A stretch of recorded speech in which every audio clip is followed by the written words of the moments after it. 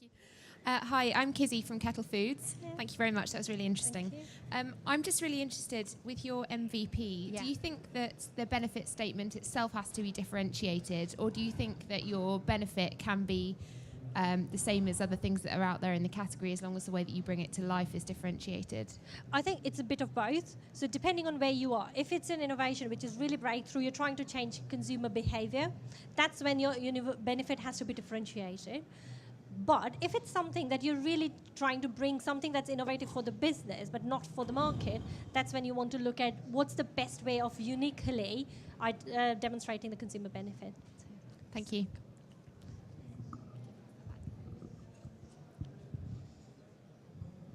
Hello, I'm Nicole from University of Nottingham. It's a very interesting talk, but I have a question about the number of consumers in your study. So normally, what's the size of it, and how did you decide, and what kind of group they are?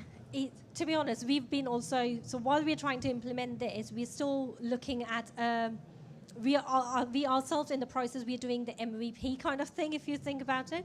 But what we have started to do is we're trying to identify where we go with a mix of early adopters and a mix of groups with the smaller focus groups. Early on is more about focus groups because you start to get the in-depth understanding of it. When you go to later on the validation, that's when you go quantitative, where you need to be able to predict volume forecast and really have a more mainstream. Early on is more about getting the right consumer segments, I think, or the right consumer whatever occasions you're going to target the consumers that normally consume products in those occasions. So look at it on what are you trying to what the benefit you're going to try and convey, what you're trying to test, and then decide whether you do your consumer benefit or your occasions around.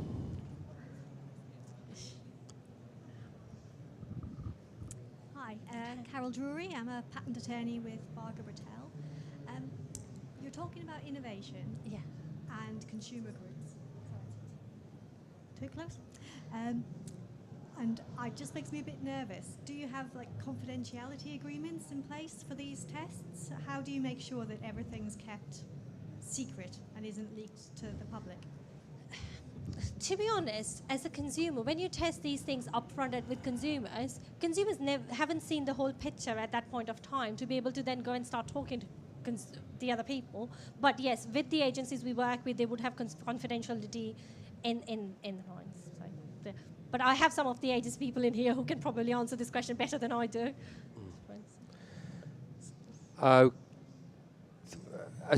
Okay. We'll take the last question and then we'll move on to the panel who've come here today to talk about Brexit. Hi, yeah, I'm just following on from the lady at the front here. You say you talk to a lot of panels. How long does that take to complete the sort of the initial stage of the testing? So with the focus groups, what's a typical time period? I would say easily about 3 to 4 months from the time what are the different ideas that you're going through. You would give yourself 3 to 4 months, because early upfront phase is still very, very fuzzy. It's not very clear and direct, so you want to spend more time upfront than doing it later on. And is that in terms of sort of granulating what demographics that you're looking to target? I think it's more about how you're going to present the ideas, what different MVPs you're going to present with them, etc. So that's when you're starting from your idea screeners to your MVP and getting some clear brief out of that. You would say easily about 3 to 6 months, plus the additional times you would need to do in contacting with consumers, etc. Okay, thank you. Okay, great stuff. Thank you very much. So what I'm going to do now is we're going to move on to the panel session. And I'm going to ask our panel experts, the 4-chair challenge, to just introduce themselves, and then we'll move into a general discussion about Brexit. But if there's anything you want to reference from what you might have heard already today or this morning, then we can do that as well. So, Susan, over to you to start. Good morning. My name's Susan MacDonald, and I'm Chief of Business Development and Relationships at Global Bright Futures. We work with brands and retailers and supply chain actors to help their businesses become more sustainable. Good afternoon, it's Nigel Knapp. I'm from the Manufacturing Technology Centre. We help any UK manufacturer become more competitive on the global stage from all sectors, but we have done quite a bit in the food and drink industry. Hi, I'm David Parkinson. I'm a supply chain and engineering consultant with Royal Haskoning. Royal Haskoning is a consulting engineer based here in the UK and Holland and internationally. And we help our industry clients build and shape their supply chains of the future. Okay, great stuff. And for those of you that missed me, my name's Dennis Tracy. I'm Chief Safety, Security, Environment and Quality Officer for Pladis Global. We produce across 34 factories in 13 countries, 4 billion consumers, and the challenge for us is to be a global business making McVitie's digestives in 5 different countries with 5 different sets of standards and 5 different belief systems. So always a challenge, and Brexit is no least a challenge for us as it is for anybody else. So let's start. Anyone got any particular questions they want to start off with?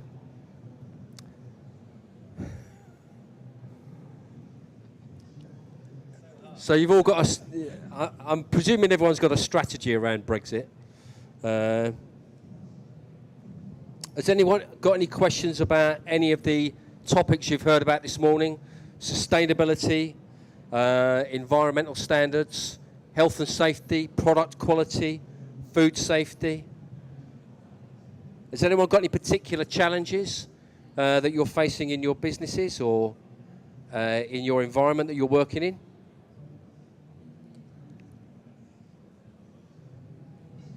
Okay. Please, yeah, sure. So, how many people here are from a food manufacturer? All right, we have a few. And can I ask you, are you busy preparing for Brexit? Great stuff. Some? Yeah. But what are you preparing for? I think that's really the big question, right? Is that? Well, I mean, we don't quite know yet where we're going to end up, but the challenge that we've got at the moment is that the currency's devalued by 50% in Turkey, and we have 7 or 8 manufacturing sites there producing products that we export all over the world. Brexit for us actually isn't going to have a huge impact, because if we come out of the EU, then we can start moving products between Turkey and the UK much more easily. So for our particular business, which is, you know, centered around a huge Turkish manufacturing environment together with a UK manufacturing environment, you know, Europe is going to miss out on the opportunities that we'll generate.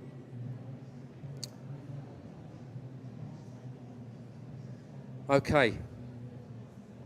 I was just thinking about this on the way here this morning. I was thinking, you know, is this a bit like the Millennium question? Do you remember, who remembers Millennium? You know, Yeah. Yeah? So people spent 2 years of their lives preparing for the 31st of December 1999, and nothing happened.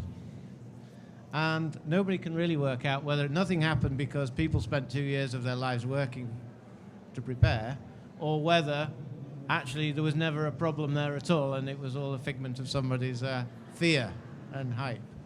So I kind of think, well, Brexit could be a bit like this, actually. It could be a big deal, or it could be, I won't say no deal because that means something else, but it could be a big problem for us or not. And the question is, the thing is we don't know, but kind of instinctively one thinks, actually we need a plan, and we need to be prepare for a range of different scenarios, and that we better be working on that because, you know, whether something happens or not, actually, if we're working on the right things, they will put us in a strong position anyway to be more competitive in our markets. So I think this is a way to start looking at this problem, actually. I'd also like to add to that. I think it's already, I mean, we've had 2 years of it being a big deal because I think there was a cost estimated yesterday at the Tory party conference of the cost to date for Brexit for industry. So we can't really say if it is or not. It already is. Our currency is devalued after June 2016. That's good for export, but it's not so good if we're buying in products. So I think with 6 months to go, if businesses are still working on 2 or 3 scenarios, I believe there are 4 scenarios that are on the table as options. That also has a cost to business. So I think certainly from the businesses I talk to, we have issues with the uncertainty, the unknowing of what's going to happen, and that doesn't create a good platform for anybody. So I think we won't solve it today because hundreds of people are working 24/7 for the last 2 years to come up with a solution, and there isn't a viable solution that works for everybody. I think I said earlier this morning, it's a VUCA world out there. Being a family business that's been going for hundreds of years, we've managed through world wars and regime change, huge geopolitical challenges, factories flooding, earthquakes. So I think when the point comes when we'll need to deal with the issues that present themselves through Brexit, I think we're an adaptable species. We'll work through it, I'm sure. So, a question. Hi, my name's Tony Goodman. Uncertainty is the hardest thing to cope with Brexit at the moment. I completely agree. If we take an assumption that we leave without any deal, what do you see as the major implications both for importers and exporters? So, a situation with no deal for importers and exporters. Nigel, do you want to? Thanks, yeah. I guess, I view it, we're in the sort of Donald Rumsfeld area, aren't we? The knowns, the known knowns, known knowns, unknowns, all the rest of it. I would come back to the sort of known knowns, do work with what do you know today and how can you mitigate the risks? Currency is going to be one. So how can you maybe entangle yourself with your customers more to make sure they're going to come back to you even if there may be a further price disadvantage? On your supply chain, I'd probably say maybe don't get too entangled so they can't hold you over a barrel. So to me, I'd say the immediate thing will probably be some effect on the currency personally. The other things are longer term. It's not a one shot, this is a process. Things like labour, access, etc. I think will be longer term. But in the short term, the obvious hit will be shareholder prices and currency. How you mitigate against that, I'm not sure, but I would suggest just making sure you've got the right values in your product to keep those customers even through the shocks and not be too vulnerable to the supply chain when the shocks happen as well. Yeah, I think, if I can just say, actually, all your customers based in the UK are going to be in the same position. So the question really is, how well are you going to be able to compete in this new environment relative to everybody else who's going to face exactly the same challenges? And are you better prepared and able to adapt to the new environment or worse than your major competitors? So I think that's the question. And then there is the short-term thing, as you say, you know, there's going to be a massive transition issue, but then actually you don't, if you get through that and stay in business through that, then it's about how you are developing and shaping your business to succeed in the longer term, right? And as you say, is it currency, so that affects costs? Is it logistics, because you import a lot of materials? Is it labor? What are the risks in your business or the challenges to you to be a thriving and successful business going into the future when those things may change? That equation may well change. Okay, got another question. Hi. Hello. You can hear me all right. So I'm Kizzy from Kettle Foods again. Sorry, I've already asked a question. That's okay. So like Pladis, Kettle are a local business but operating in international markets, although admittedly to a much smaller scale than your business. I'm really intrigued, actually, for all of you, how you would take advantage of the kind of British sentiment and the value of local, whilst also avoiding alienating some of our international friends, particularly when we're trading abroad. So I'm really keen to hear that from both an innovation point of view and a general business management point of view. Okay, so British brands at the moment are very popular around the world.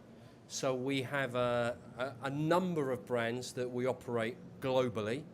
One of them is the McVitie's brand. One of them is Godiva, the chocolate brand. And the other global brand that we have is Ülker, which is a European brand which stretches from Turkey right the way across the Middle East, Russia, Kazakh, all the stans, etc. And it's making use of the products that we manufacture in accordance with those brands. So we will produce products in any one of our 34 countries, and we will sell it under the brand of relevance in the market that we operate in. So we would produce a product in Turkey, and if that product resonates with a UK consumer, we'll sell it under a McVitie's brand. If it resonates in the Middle East or the Far East, we'll sell it under an Ülker brand, which I'm sure most global businesses will do. But the value of the British brand is quite key, particularly in the Far East, Middle East, emerging economies, India, Nigeria, China, where people want to buy things that are perceived to be of good quality, and generally British brands are perceived in that way. So we have a great success. So for us, Brexit means, unfortunately, if we can't export from the UK, we can make the same products in Turkey, we can make it in Egypt, we can make it in Saudi Arabia or Kazakhstan, wherever it is that our manufacturing facilities allow us to. So that's from a business point of view.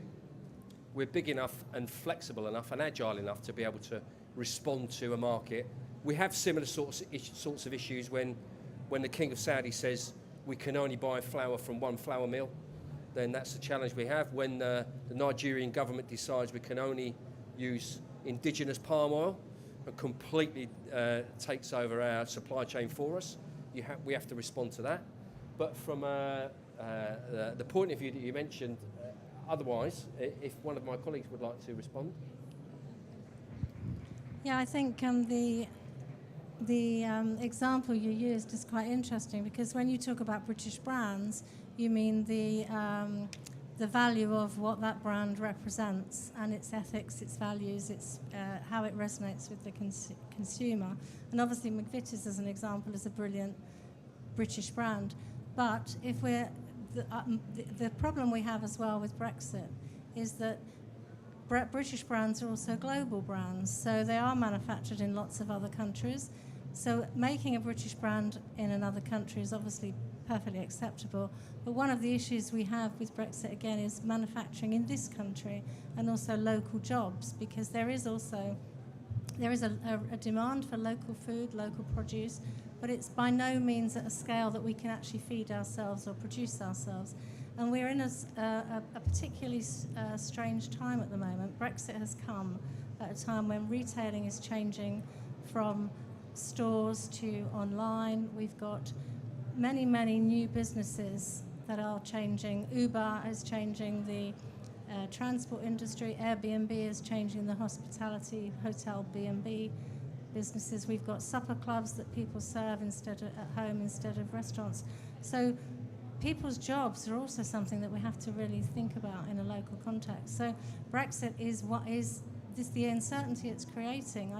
I don't personally feel is generating great consumer confidence, and I think that's really why the uncertainty globally is so difficult to manage at this time. And we do need to have some clarity about which way we're going to go, because 6 months down the line we'll be out of the European Union. We should already be making contingencies for whatever those 4 options are, and of course there's a cost to that too. Just to add from a consumer point of view, Brexit is there and it has an impact. But besides that, if you look at the other trends, you're seeing provenance stories are quite key for consumers. At the same time, the most important thing is transparency. So whether you go with British brands or you make it more personalized for the market you're selling it in, it's very important. But make sure that there's a transparency of consumers. That's what consumers buys into, and that's what consumers value the most. So And the world is getting much, much smaller. People are traveling around the world, and when they see a brand that they recognize, wherever it is in the world, they expect it to be absolutely the same as they recognize. And for us, we talked a lot this morning about allergens. Obviously, that's a very topical subject at the moment. Allergens and allergen control.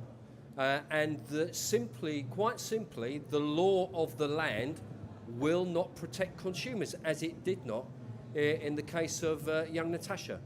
And when we look across the world, there isn't a sesame seed allergen risk in Turkey. So trying to establish allergen controls in different manufacturing environments that meet the same requirements as the consumer has are also an opportunity. They're always a challenge, but they're always an opportunity as well. Because if we can do it better than other people, then our brands will sustain. And that's the whole purpose of why we're here. We're here to make money. We just do it through making much better products than our competitors. Just to add to that, in terms of while our products, when people are traveling, they expect the same things from our product when they do. But at the same time, the local community and local consumers have got much different expectations. So what we've tried to do is, for example, our brand Robinsons, which is quite popular it's one of the market leaders from a squash point of view in the UK. In Ireland, we've got a squash brand, which is My Vardy, which is more relates to the local consumers, but we also then put Robinsons in there so that the consumers have a choice of which ones they want to go to. So giving them a choice is also important. I think one other challenge that we have as a global manufacturer with 26,000 employees and 4 billion consumers is migrant workforce. So we have a factory. If you get on the train to Euston, you'll pass the McVitie's factory at Harlesden. That workforce speaks 52 different languages in one factory, and you won't find a more diverse ethnic mix in, I don't think, any factory than you will in a factory in the UK, because I think we've got the most diverse and cosmopolitan population in the world.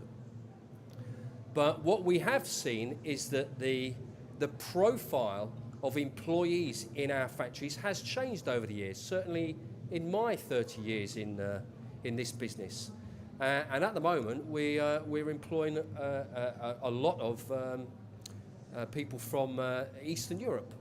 And when that supply changes, that workforce supply changes, the dynamic of the factory will change. And we are hoping that it doesn't affect our productivity, because our colleagues from Eastern Europe, Poland, Latvia, work hard. They're very bright, they're very intelligent, and they make our factory a very big success, as do our factories in Leicester, where we have a big Indian subcontinent population. Again, very, very good, very effective, and very well-maintained factories. So workforce is another challenge I think we're going to face. I'm just asking, because there were a number of people that said they were from manufacturing businesses. Do these challenges, these opportunities, resonate with you in your businesses as well? Are there any particular areas that you feel that you're perhaps not well thought of or well covered for your plans on Brexit? Looks like we're going to be okay. Okay, hiya, Uma. I think the reality is the delay at borders. I think that's a really big unknown, and contingency planning around that is key. And whilst I'm not saying we've done it or we are doing it, because we'd be mad not to be. So there you go, you got your answer. But it's a real unknown. I mean, is there going to be a 70-mile queue? Is there going to be a 20-minute turnaround? What is it going to mean for us as businesses? Yeah, for sure. Well, whenever we have problems, we usually end up air freighting somewhere, don't we? Yeah, indeed. Okay. Guys, feel free to just bounce around any questions. This opportunity is here for you to make use of as you see fit. If you've got any particular questions about global businesses or compliance or or consumer, then we've got people here that are willing to share their views and their thoughts, because you know we're all here. We don't know each other, but we know something about each other. We're here because we share a common, certainly work business relationship. So let's use the opportunity as best we can. Right, question. Hi, yeah, my name is Phil Weatherston. I work for a startup tech company that specialises in consumer insights. You're saying that there's obviously potentially a lot more opportunity to export from Britain. I just want to know, and obviously open this out to the floor as well, how is everybody planning on trying to understand potentially unexplored markets, and especially for your specific businesses, and as well as understanding how consumers are potentially purchasing in these unexplored markets? So there's lots of tools available at the minute that allows us to track consumer behaviors in terms of their continuous shopping habits, shopper experience kind of thing. That allows us to start to see the trend of consumers are becoming cost conscious, etc., or they're going to more towards health. So you do have some tools like continuous data, consumer segmentation kind of testing methods that allows us to track a lot of that. If I could just add to that as well, if I may. So when United Biscuits began to explore an international opportunity, we started by looking at what consumers ate around the world. So you have to get out, you have to get to China or Japan or to the Far East, to the Middle East, and just observe cultures and behaviours. And then you can identify which products you think you might want to export. And that'll have a measure of success, and as you've already said, you need to be prepared for failure. You need to be recognising the fact that you might export products and they might not take off, they might not sell. You need to get price points right as well, because the living wage is very, very different around the world. So for us, you know, we need to hit a price point of 9 rupees in India, 12 naira in Nigeria. We know how much we can afford to charge for a product based on the fact that the population needs to be able to work for only 10 minutes to be able to afford it. So it's about economic drivers as well. Once you develop success in that environment, then you can start to put down manufacturing footprints around. And you can eventually, once you've established the market, and you then want to leverage your benefits to make the money you need to make, you put a manufacturing location down, and then you start to manufacture in that environment.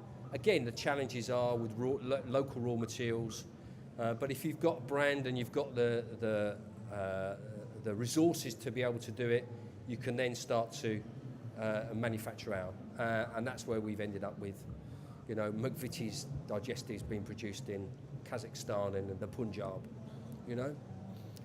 So it's about leveraging your scale and moving your business out according to what you understand. And I'll give you another good example. You know, we have a Godiva business which is based around different platforms. One of them is Godiva stores. So it's a chocolate experience. The chocolate experience product, the Godiva store, where you can go and, you know, meet a chocolatier and have your own products made, or eat ice creams or coffee or whatever it is. You know, that product was developed in the US. That product is now dying in the US because the footfall in American malls is down by another 30% this year. It's exploding in Japan, in China, in Dubai, the Middle East. So we have a complete role reversal. We've got a product that is not successful in one continent, in the West generally, which is massively successful in the East. So you can play tunes with the infrastructure and the opportunities that you already have by just redistributing your knowledge and experience. Can I just ask? Sorry, did you mean in terms of how do you decide what to export or what you want to sell to consumers by customer insight? Okay. You Because have I to think get out. one of the things that is going to happen and is already happening is the emergence of big data and algorithms. And that has amazing consequences to everything we buy, because obviously everything is done by historic purchase in terms of what customer research, but done on a much more technical level. You would know, obviously. But it also means that if social media, they're picking up certain things that people are doing, it's much quicker. Trends are evolving much quicker, and that's one of the reasons why there's such a big disruption in the way that retail is happening globally. And as you say, there's different emerging markets. But it also means that if social media, for example, if I want to buy something, if I want to buy a McVitie's biscuit, for example, and the trend is that McVitie's biscuits in raspberry, no one's buying them, the algorithm will tell people that will actually probably stop being produced, because the market is generating a belief that raspberry biscuits are not there anymore. So I think there's also a requirement for always instinct, and people that know their businesses have that instinct. Because I think if we all think back, 2007 was the launch of the iPhone, and before that, none of us had smartphones. And actually, did any of us know we needed a smartphone? So how on earth do you get to produce 6 million in the first year of iPhones when you don't even know that there's a market there? So I think it's a very, very subtle way with innovation and consumer behavior and focus groups, but actually you'll all be in the business of instinctively knowing if a product is going to take off and trialing something. But using AI and algorithms is going to probably be the future, whether that's the best way, but it is the way that everyone's going. Huma, did you have a question? Yeah, I was going to ask that very question. Where does big data feature into it? So you've kind of answered that, but the only thing I would say, and it's hopefully a challenge that you'll recognise, I'm not sure instinctively we can do that anymore. It's really hard in some businesses to second guess what consumers are after, and it's that data, it's the algorithms, it's the big data. So I suppose the question back is, when you don't instinctively know, you've got to try it, and that kind of comes back to what you were talking about earlier, is when you try it, you can't try it as a big corporate anymore. I don't think that works. So what is the mixture of the insights, whether it's algorithm or going out and literally footfall around the area to see what people want?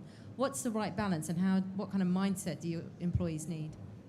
So this is Huma, again, a great concept for conversation. So when you're a brand, whether it be Coca-Cola or McVitie's, or iPhones, I mean, you can buy a phone for a lot less that makes a call and sends a text and gets you on the internet than an iPhone. Why do you buy an iPhone? It's about the emotional link that you have with the consumer. So you create a need, you create an emotional moment, and then you must never ever let that consumer down. So we create, if you didn't see my presentation at 10 o'clock this morning, you'll hear about the fact that, we talk about our founder. We're a family business. We're a £17 billion family business. And it's about making a connection with the consumer. And our purpose is to bring happiness to the world. So whether you want to tell someone that you care about how much you care about them by buying them a box of Godiva chocolates, or whether you've just had a bad day, the world's let you down, your husband's gone out or done whatever they do, husbands, etc., and you just want a moment to yourself, you then think, right, I'm going to have myself a chocolate biscuit or whatever it may be. That's the moment when the brand cannot let you down. You have to be there, because the world, is a disappointment, but we cannot be. So it's about making that emotional link. And I think you can do that. You can create that. You can create that emotional link, and you can also create brand loyalty by the way that you resonate with the consumers.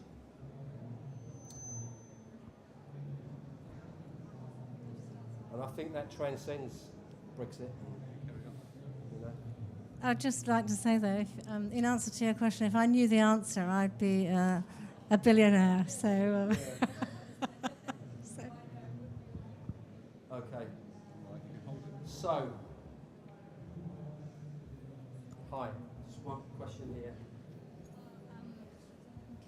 I'm from the University of Stirling, and my research interest is mainly in translation studies. So my question will be something related, a minor detail, what you trying to expand your business in the world.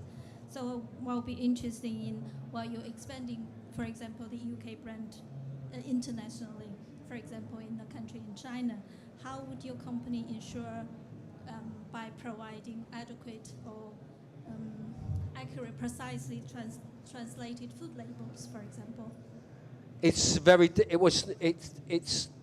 It's difficult if you're trying to do it from the UK. It's not just that; it's legislation as well. So Chinese food safety law is very different to UK food safety law, and in some cases, much tougher.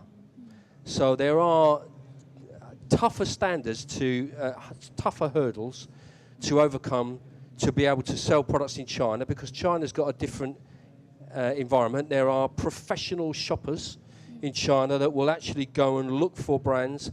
They'll look for faults. They'll look for defects in packaging, labeling, in pronunciation, in spelling, in coding, the origin of coding, and look for that as an opportunity. So it's not just translation. It's being aware of the consumer and the marketplace. And by the way, you know, the consumer in China is very different as well. They will get in their car. Before they get in their car, they'll order themselves their food, and it will arrive at their home at the same time they do. And they do the same thing with a packet of biscuits. So if they want a packet of digestives, they order it on the internet. You know, we deal with some people in our colleagues in China who haven't been to a shop for 2 years. So it's not just about language, but the simple fact is you make sure that you employ people who understand the region. So our Chinese team is Chinese. Our Nigerian team are Nigerian. Our Saudi Arabian team are Saudi Arabian. And that's as simple as that. So you have different teams for different, for example, Yeah, dealing with different we're an international business, and we employ people based on the region that we work in.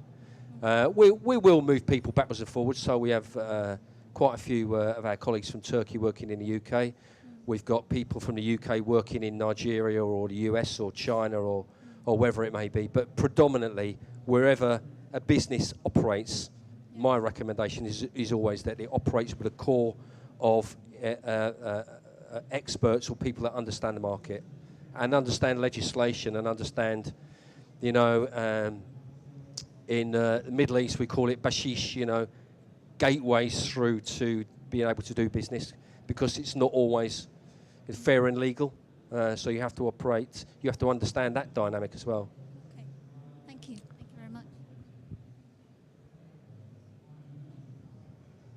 Okay, I think Tracy, are we okay to wrap the session up now and let you guys get away for some lunch? Thank you very much for your time and attention, for some of the wonderful presentations. I certainly could sit here all day and listen to some of those, so thank you very much. And